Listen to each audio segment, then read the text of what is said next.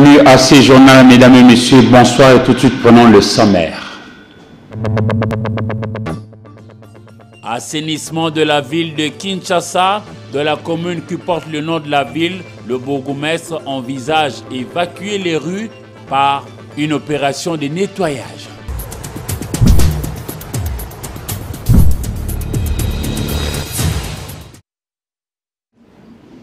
Encore une fois, bonsoir messieurs, dames. Dans plus d'un quartier de la capitale Kinshasa, plusieurs personnes peinent à avoir le courant électrique 24 heures sur 24, pendant que la facture, elle, émise au niveau de la Société nationale d'électricité ne faiblit pas. Suivez ces constats de José Moussangana dans plusieurs quartiers.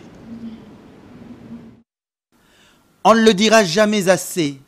Malgré les grands barrages Inga 1 et 2, la République démocratique du Congo, grâce à ses différentes chutes, peut alimenter presque toute l'Afrique en énergie électrique. Mais malheureusement, elle rencontre d'énormes difficultés pour desservir sa population au point que plusieurs ménages connaissent une perturbation dans leur fonctionnement. Cette situation ne va pas sans causer du tort dans le secteur de l'audiovisuel où les abonnés de chaînes câblées se plaignent. Pour que bana bazaka à tout le temps na se distraire bala na télé pour dessin animé na bango et pour dessin animé il y a des fois bazola des appels éducatifs pour na bana les aider bango il y a des fois pour na la meilleure façon de s'exprimer il y a d'autres mots français autres on a bana bazo capter facilement. Mes enfants n'arrivent plus à suivre des programmes alléchants et éducatifs de chaînes câblées à cause de cette rareté du courant électrique. Le ministre de l'énergie doit bien faire son travail, sinon il n'a qu'à démissionner. Ce n'est pas bien, ministre de l'énergie en tout cas, ce que vous avez ou soit tu laisses, Malgré cela, la Société nationale de l'électricité garde la même tarification dans ses factures comme si de rien n'était. C'est bien beau de construire des ouvrages pouvant servir au développement d'un pays, mais c'est mieux d'en assurer le suivi en termes d'entretien. Au manque du courant électrique, il faut aussi évoquer l'absence d'eau potable dans quelques coins de la capitale Kinshasa, notamment au quartier Kalunga. Nous sommes là dans la commune de Selembao. Suivez ces constats de Adèle Bissosa. La récurrence de pénurie d'eau potable est plus que décriée dans plus d'un quartier de la capitale Kinshasa. Un constat a été fait cette fois-ci au quartier Kalunga dans la commune de Selembao. La population de ce coin très enclavé utilise les eaux de pluie et des pluies pour les tâches ménagères. Les robinets sont devenus décoratifs dans les maisons. Fatigués, ces Kinois s'en remettent aux autorités, ils ont droit à l'eau potable.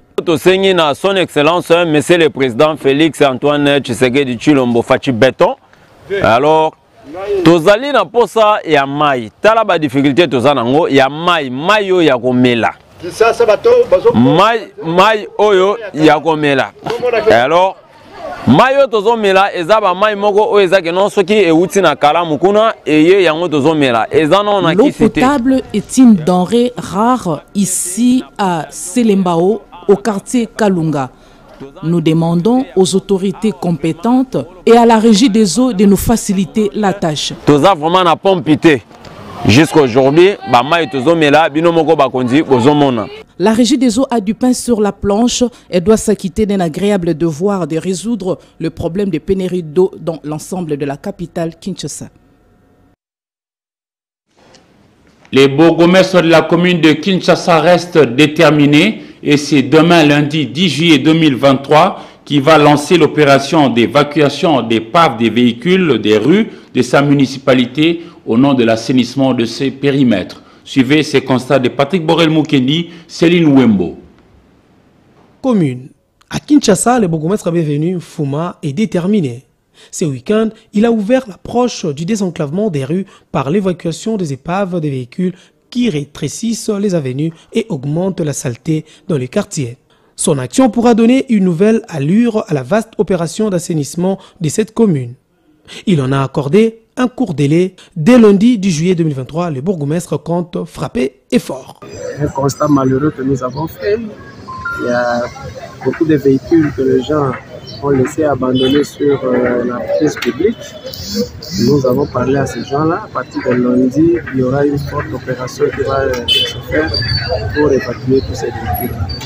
Nous avons constaté, malheureusement, dans une partie là, où les gens sont en train d'ériger un forage d'eau sans autorisation. Même pas dans la parcelle, mais sur l'emprise, à quelques 5 mètres de leur parcelle. Ils ont érigé, ils ont placé même une palissade, mais sans autorisation. Nous avons dû arrêter les travaux et convoquer les propriétaires à la maison communale. Et ici, où nous sommes en train de passer cette interview, nous constatons un monsieur, un piquetier de son état, qui a pris pratiquement les 3/4 de la ville parce qu'il les place ses prix. Et nous avons aussi arrêté les travaux, nous l'avons convoqué. Donc, dans l'ensemble, le salon se fait, mais il y a des dérapages, des personnes qui occupent illégalement l'emprise publique. Et ces gens-là, nous sommes derrière eux pour que cette situation puisse cesser. Lors de l'inspection de ces différents véhicules, qui lui pensait être abandonnés par les propriétaires, il s'est rendu compte que c'est plutôt des chambres de fortune pour beaucoup des Quinois habitant cette commune. Il faut peut-être relancer la sidérurgie des Maluku et ces véhicules peuvent en être la matière première pour recréer autre chose à partir de cette ferraille importante. Plus loin, dans la commune de Mongafula, à plusieurs endroits, les têtes d'érosion avancent inexorablement vers les maisons d'habitation. Les régimes changent, les autorités changent, mais la solution ne vient toujours pas et la population dans cette partie de la capitale Kinshasa reste perturbée. Regardez. Cette tête d'érosion risque d'emporter toutes les maisons situées le long de l'avenue Jeunesse au quartier Shadow dans la commune de Mongafula si l'on n'arrête pas son avancement. Sa façon monstrueuse de se déchirer inquiète les habitants de ce coin de la capitale, d'autant plus que l'avenue Jeunesse reliant les quartiers Pompage et Télécom, son état laisse à désirer. Les cris d'alarme de la population est lancé aux autorités compétentes. Ça fait depuis 2011. Depuis 2011, l'érosion est bandaki. C'est depuis 2011 que cette érosion nous a envahis. Elle risque de tout emporter si l'on y prend garde. La route Jeunesse, complètement détruite par sa présence, doit être réhabilitée pour rendre la circulation beaucoup plus fluide. Tous les autorités compétentes à la Kinshasa, il moyen de solution. Le slogan, il y a le peuple d'abord. Le chef de l'État et les élus du peuple doivent s'enquérir de la présence de cette érosion et arrêter sa progression.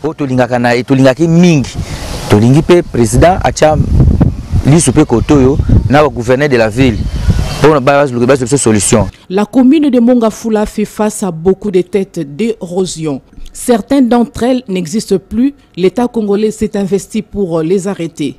L'attention doit être portée au quartier Shadow pour soulager tant soit peu les calvaires des habitants de ce coin de la capitale. Une bonne nouvelle, il faut dire qu'il l'a promis d'un côté, mais de l'autre, il a réalisé. Il s'agit de Dr Marc Guisto, qui se trouve être le PDG de Kibali Gold Mines, dans la partie extrême nord-est de la République démocratique du Congo. Nous sommes dans le territoire de WhatsApp, où il y a eu réintroduction de pachydermes géants, je parle des rhinocéros blancs, qui a fait la pluie, le beau temps du parc national de la Garamba. Suivez.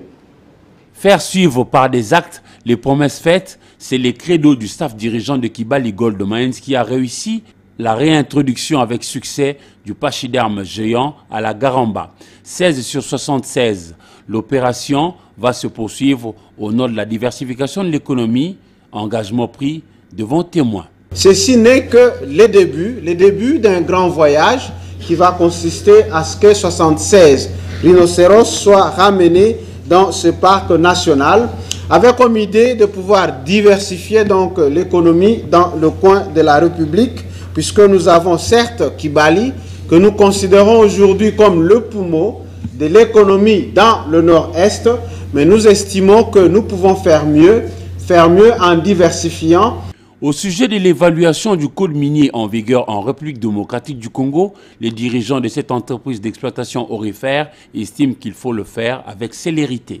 Nous poser la question, pas pour les revisiter ou changer les lois, mais juste vérifier si les objectifs assignés au départ ont été atteints s'ils n'ont pas été atteints, qu'est-ce qu'on peut faire? Nous, en tant qu'acteurs, ou aussi l'État pour ce qui le concerne. Soucieuse de ce qui doit être son apport social, Kibali Gold Mines a remis des dons à plusieurs autres ONG d'encadrement, par exemple des enfants de rue, en vue de les aider à participer elles aussi à la création d'un environnement voulu profitable à toutes les catégories sociales dans la partie nord-est de la RDC.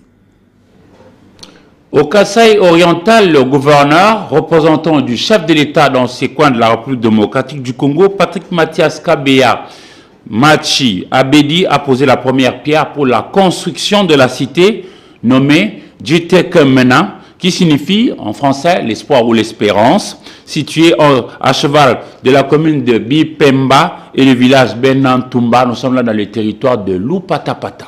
Regardez. Depuis son avènement à la tête du Kasaï oriental, le gouverneur Patrick Mathias Kabeya Machi Abedi a redonné l'espoir à la population est-kassaïenne. C'est d'ailleurs dans cette optique qu'il a prôné dans sa politique la reconstruction de la province avec la contribution de toutes les classes de la population. Ce samedi 8 juillet, le gouverneur Patrick Mathias Kabeya Machi Abedi a posé la première pierre pour la construction de la cité d'Itekemena, située à cheval de la commune de Bipemba et le village de Benantumba, territoire de Lupatapata. Sur les lieux, plusieurs centaines de jeunes et vieux, femmes et hommes sont venus célébrer l'ouverture d'une nouvelle page de l'histoire du Kasaï oriental, la construction de la cité d'Itekemena. Qui pouvait le croire? S'exclame une femme enthousiasmée. Le gouverneur Patrick Mathias est le premier à initier un si grand projet au Kasaï oriental. Un projet qui s'aligne dans la logique de construire des bâtiments modernes. Prenant la parole pour la circonstance, le gouverneur de province a remercié la population de la ville de Mbujimayi et celle de Benantumba pour avoir manifesté son soutien à ces prestigieux projets. Il a indiqué que la cité d'Itekemena est un miroir et la preuve tangible de la renaissance de l'espoir au Kasaï oriental. Patrick Mathias Kabeya Machi Abedi a invité la population à s'approprier les travaux qui seront exécutés sur ces lieux. Le ministre provincial des infrastructures et travaux publics a fait savoir qu'Edgar Musengachibangu a présenté la fiche technique de la cité d'Itekemena. Il a fait savoir que celle-ci s'étend sur 1300 hectares, répartis en 8 zones, notamment la zone administrative qui va abriter le gouvernorat de province, l'assemblée provinciale, l'hôtel du gouvernement. Ceci est possible avec un peu de bonne volonté, on peut y arriver. Quittons Djitekemena dans le Kasaï oriental pour revenir dans la capitale congolaise et vous dire que pour la plupart de Kinois, le procès lié aux auteurs de kidnapping condamnés à la peine de mort a manqué de bien faire la pédagogie devant dissuader le même comportement au sein de l'opinion quinoise, au point que l'on a constaté que les condamnés n'ont presque point visiblement donné l'image de gens qui regrettaient leurs actes. Désormais, aussi, le vrai taximènes qui sont sur la route déplorent le désintéressement du grand public qui ne recourt presque plus à leur service, ayant perdu toute confiance. Et donc, ils ne savent pas faire de bonnes affaires. Suivez à peu près ce qu'a été ce procès en images. Le tribunal des grandes instances de Kinshasa Gombe a condamné la majorité des accusés à une peine de mort pour association de malfaiteurs, vol à main armée et meurtre. Le tribunal les oblige également à payer des amendes au titre des dommages et intérêts afin de réparer le préjudice causé à l'endroit de plusieurs victimes. Pour ce qui est de l'infraction de meurtre, par exemple, la justice condamne les criminels à payer 20 000 $ américains. Signalons que la peine légère dans cette condamnation est celle de 2 ans de prison avec sursis prononcée contre la demoiselle Reida. Le tribunal n'a pas trouvé de graves indices de culpabilité sur elle et il a jugé bon son comportement tout au long du jugement.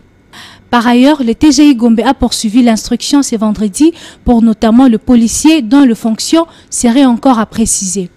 Ce procès, pour rappel, est intervenu après la présentation de tout le malfrat au vice-premier ministre, au ministre de l'Intérieur, Sécurité et Affaires coutumières.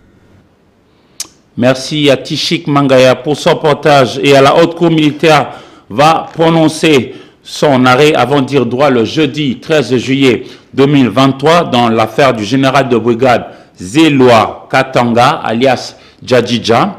Qu'en est-il exactement? Le détail avec Sylvain Kapombobo Sengele. Entendu autrefois comme renseignant dans l'affaire d'assassinat de Floribert Chebeya et Fidel Bazana, le général de brigade Zelwa Katanga Djadjidja a été aussi prévenu pour les mêmes faits dans un autre dossier. Détenu depuis le 4 juin 2021, ses avocats ont rappelé jeudi 6 juillet 2023 devant la haute cour militaire la requête de mise en liberté provisoire de leurs clients tout en évoquant deux raisons qui justifient leur demande. Lorsque vous examinez cette requête, il est clairement indiqué que la détention actuelle dont fait l'objet notre client est totalement irrégulière parce qu'elle est assise sur aucun acte régulier de procédure. Ça, c'est le premier élément.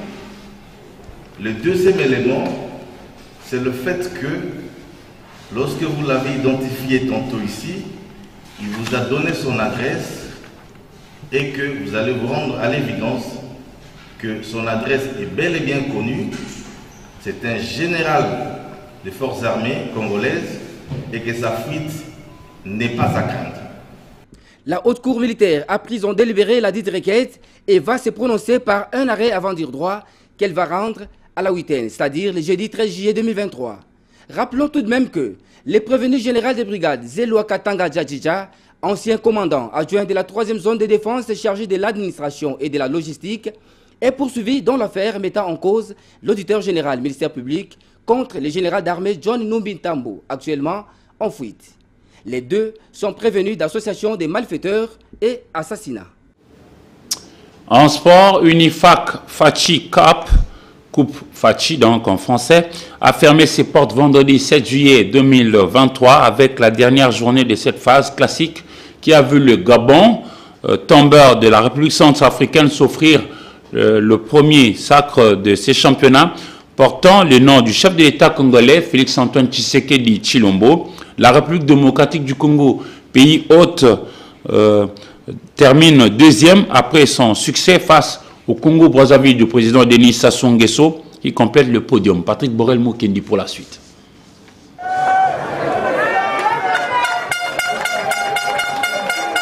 La première édition de Fachi Cup a connu son atterrissage le vendredi 7 juillet 2023 avec le sacre de Panthère du Gabon. Ce tournoi des jeunes de moins de 20 ans a connu la participation de 4 pays de l'Afrique centrale, dont la République démocratique du Congo, pays hôte, le Gabon, le Congo-Brazzaville et la République centrafricaine. Très mordant et impitoyable, depuis le démarrage de cette compétition de l'Unifac, le Gabon termine au sommet du podium après son succès 2-0 devant la République centrafricaine de cette dernière journée et coiffe sur le prêt les ambitions de la RDC pays hôte qui se contente tout de même de la 2e place, synonyme de médaille d'argent après sa victoire 2-1 face au Congo-Brazzaville qui finit 3e devant la RCA, le maillot faible de la compétition. François Kaboulou-Mona Kaboulou, ministre des Sports et Loisirs et grands artisans de cette première édition, a rehaussé de sa présence aux côtés des dirigeants de l'INIFAC et ceux de la FECOFA pour la cérémonie des remises des trophées et prix individuels. Cette première édition laisse une très bonne impression en dépit de quelques ratés en termes de mobilisation générale. Fachi Cup, une initiative qui n'a pas eu tort de proposer un tel tremplin pour la promotion du football d'âge dans la sous-région, a dit le patron des sports congolais. Et ceux qui ont cru à l'avenir de la jeunesse n'ont pas hésité un seul instant. C'est avec eux que nous avons réussi. Il y a une petite minorité de Congolais qui étaient dans le doute. Et maintenant, je pense qu'ils sont convaincus que nous avons fait ce tournoi. C'est pour soutenir notre jeunesse et aider les jeunes à aller de l'avant. Je remercie également l'UNIFAC qui a accepté cette organisation. Et avec bien sûr le coup de pouce du Comité national de normalisation. Eh bien, dans l'ensemble, je pense que nous avons réussi notre pari. L'essentiel est que le football de jeunes ressuscite au niveau de l'Afrique centrale et que le football avance. La sélection congolaise, attendue au tournant pour le 9e jeu de la francophonie, sans doute aura profité de cette expérience avec les athlètes comme Charveil Onoya, Ephraim Longo ou encore le dernier buteur des Léopards contre le Congo, Mardoché Kalenga Lenga. pour ne citer que ceux-là. Et l'objectif est atteint. L'objectif, c'était quoi? À travers Fachiko, relancer le football des jeunes au niveau de la sous-région, booster cette compétition qui était longtemps négligée. On ne s'occupait que de la sélection senior, l'équipe A, mais nous avons dit non, la base, c'est les jeunes.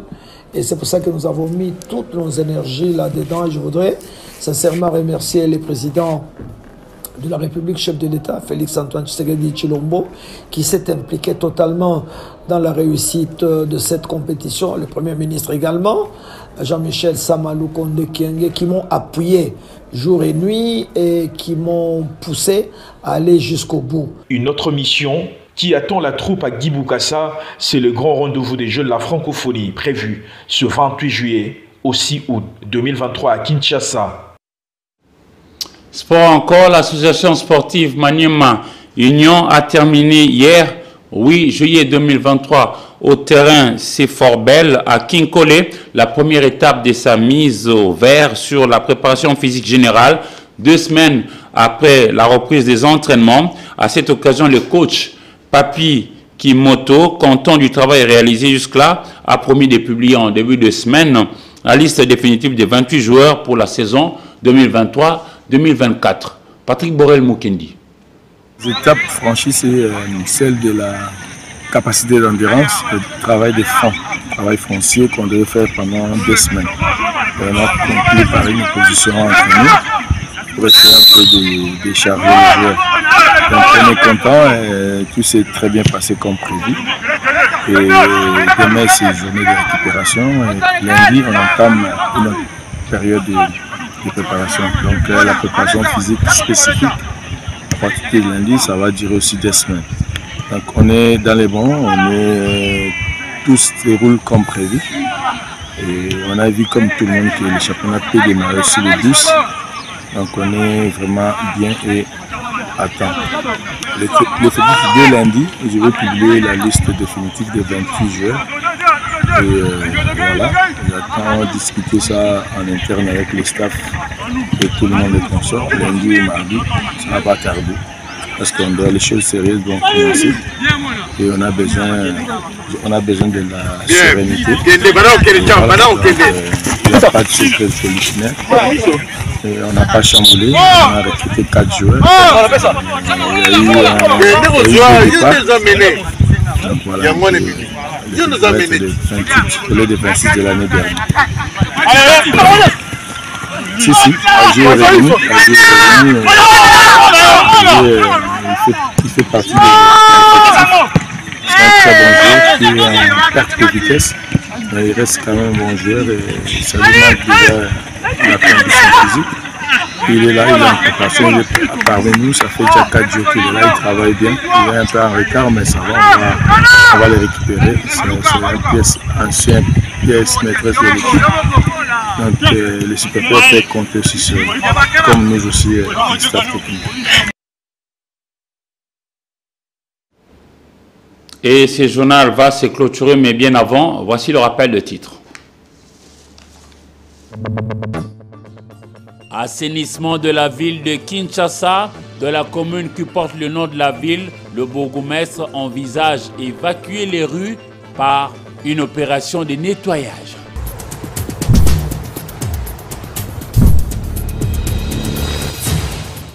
Ce journal est complètement terminé, messieurs, dames. Merci à vous de l'avoir reçu dans vos familles et bonne semaine. Au revoir.